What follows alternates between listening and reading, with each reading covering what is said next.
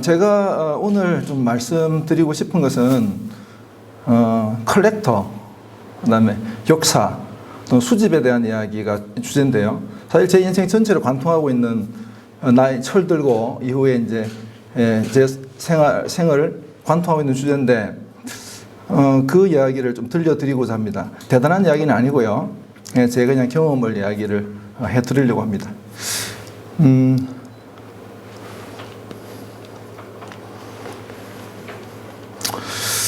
이게 넘어가네요. 잠시만요. 제목은 수집품을 통해 역사를 만나다 이런 주제인데 제가 여기 좀 자료들을 가져와서 좀 일부 보여드리면서 같이 이야기 드리겠습니다. 사실 저를 소개하는데 보니까 역사 컬렉터라고 소개를 했는데 사실은 공식적으로 공인된 건 아니지만 역사 컬렉터라는 말을 제가 처음 만들어 쓴 겁니다. 왜냐하면 보통 컬렉터라고 하면요. 미술품 수집이 보통 이제 일반적으로 통용되는 것이고, 보통 골동품 수집가라든지 뭐 이런 식으로 이제 쓰이는데, 저는 수집의 내용 자체가 역사 자료를 수집하는 건데, 그래서 이거를 뭐로 부를까라고 해서 역사 컬렉터, 역사 자료 컬렉터 하다가 역사 컬렉터라는 말을 제가 쓰기 시작했고, 그냥 기니까 그냥 역사를 빼버리고 컬렉터라는 말을 이제 쓰게 된 겁니다. 그리고 이제 제가 좀 싫어하는 말이 골동품 수집가라고 이렇게 말을 이제 쓰기도 합니다. 저는 절대 안 쓰는 말인데 일부 이제 예를 들면 제가 책을 이제 내고 그 서점에 이제 뭐 서평 온라인에서 서평에 보면 이게 한 번이 아니라 두 번이나 저를 골동품 전문 수집가인 저자가 어쩌고 저쩌고 아는 만큼 보이는 골동품 수집에서 이렇게 친절한 인문사가 되어줄 것이다. 물론 저의 책에 대해서 좋게 써준 거는 고맙지만 조금 제가 생각하는 그 용어가 안 맞아서 조금은 뭐 좋게 보질 않는데요. 이 골동품의 사전적 정의는 뭐냐 그러면 오래된 것으로서 진귀한 거, 가치 있고 진귀한 거, 또는 가격이 있는 거, 또는 이것을 사서 팔았을 때 경제적인 어떤 이윤을 취할 수 있는 어떤 거, 그런 개념이 있기 때문에 사실은 골동품은 경제적 가치가 개입되어 있거든요. 근데 제가 이걸 수집하는 것은 저는 경제적인 거에 어떤 목적은 거의 없습니다. 거의 없고, 물론 일부 이제 자료들을 박물관에 제가 매도하는 경우가 가끔 있습니다만 그거는 아주 부차적인 거고, 그래서 이런 것을 골동품이라고 하는 것은 맞지 않습니다. 예를 들어서 엽서거든요. 이 엽서인데 이게 엽서거든요. 일제강점기 엽서인데 1920년대에 쓴 엽서입니다. 정읍에 사는 김남두라는 학생이 경성 자동차 회사에 다니면서 고향 선배한테 쓴 편지인데 엽서인데 제가 이 엽서를 가지고 책 한 챕터를 썼거든요. 근데 이 내용이 뭐 한강에 서너 차례 갔는데 차마 죽지 못하고 돌아왔다는 그 내용을 보고 솔직히 경성 자동차라고 하는 학원이라고 하는 최신 기술을 배우는 학교의 학생이 도대체 무슨 일로 갔을까가 이제 제 관심이었고, 이걸 이제 수집하고 이제 글을 쓴 거죠. 근데 이걸 골동품 이렇게 말하면은 좀 안 맞잖아요. 그래서 이제 그렇기도 하고요. 그 다음에 더 이제 단적인 해가 우리 이제 나이 드신 분들은 좀 알겠지만 채변 봉투 있잖아요. 60년대, 70년대, 또 80년대. 이 채변 봉투라고 하는 것이 골동품 그러면 이게 완전히 깨잖아요. 그래서 저는 이런 걸 이제 수집하기 때문에 이거를 골동품 수집가 이런 말은 그런 의미에서도 좀 맞지 않다고 생각합니다. 제가 이 컬렉션을 처음 시작하게 된 계기부터 좀 이야기 드리면 아주 우연히 하나 찾아왔던 사건 때문인데요. 제가 1987년도에 대학 입학을 하고 국사학과의 가장 중요한 행사가 학술답사거든요. 충계답사가 있고 추계답사가 있는데 하필 처음으로 간 이 답사지가 강원도 양양 오산이었습니다. 강원도 양양 오산인데 이 강원도 양양 오산리는 우리나라의 가장 오래된 신석 유적지였습니다. 그게 이제 87년 4월 달에 제가 여기 갔거든요. 저는 87학번인데. 근데 이제 실망스러웠던 것은 이 모래사장 맞은편에 이제 바다고요. 근데 이미 발굴이 한 3, 4년 전에 이미 끝난 상태라서 아무것도 없는 거죠. 그래서 잔뜩 이제 선사시대 유적지라고 해서 뭐 현장도 좀 보고 하려고 갔는데 아무것도 이게 없으니까 이 얼굴들 보시면 이 실망한 표정이 역력하죠. 다 이 친구들 또는 뭐 선배들도 있는데 그래서 이제 친구들은 사실은 잠시 설명 듣고 그냥 그 모래사장에서 이제 공놀이 하는데 이제 빠졌죠. 근데 저는 그때 아주 소박하게 신석 유적지라고 한다면 분명히 토기 파편이라도 있지 않을까라고 이제 생각했죠. 그래서 혼자 발로 이렇게 한두 번 이렇게 모래를 헤쳤습니다. 이게 나왔습니다. 이게 V자죠. 이 V자인데 크지도 않습니다. 아주 조그마한 건데 이게 이제 보이더라고요. 그래서 깜짝 놀래가지고 이게 이제 여기 이 V자에 떨어져 나온 거죠. 여기 있습니다.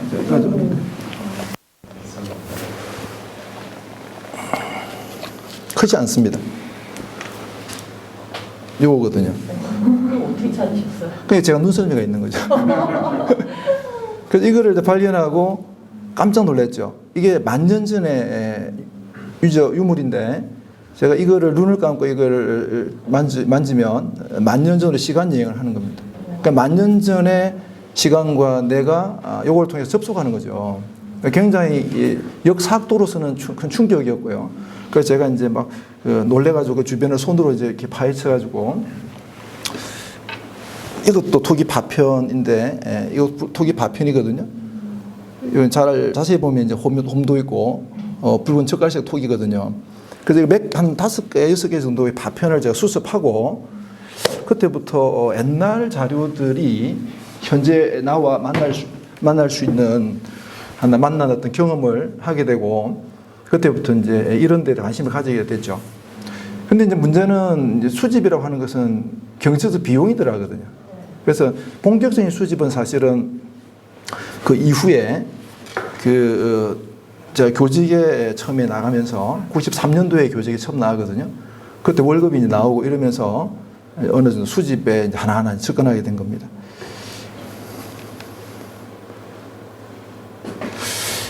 그리고 제가 수집을 이제 그 이후에 이제 꾸준히 이제 하게 되면서 수집 그 자체의 재미에 이제 빠져드는 거거든요. 뭐냐면 제가 오랫동안 역사 공부를 했는데 교과서에서 말해주는 역사와 또 다른 역사를 이 자료들이 가지고 있습니다. 물론 이 두 개는 서로 모순되는 것은 아니고요.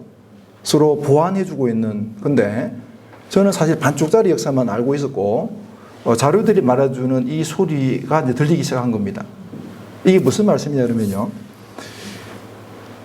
1946년 호열자 귀향 명령서라고 해서 호열자는 콜레라를 말합니다. 호열자는 콜레라를 말하는데 이 자료입니다.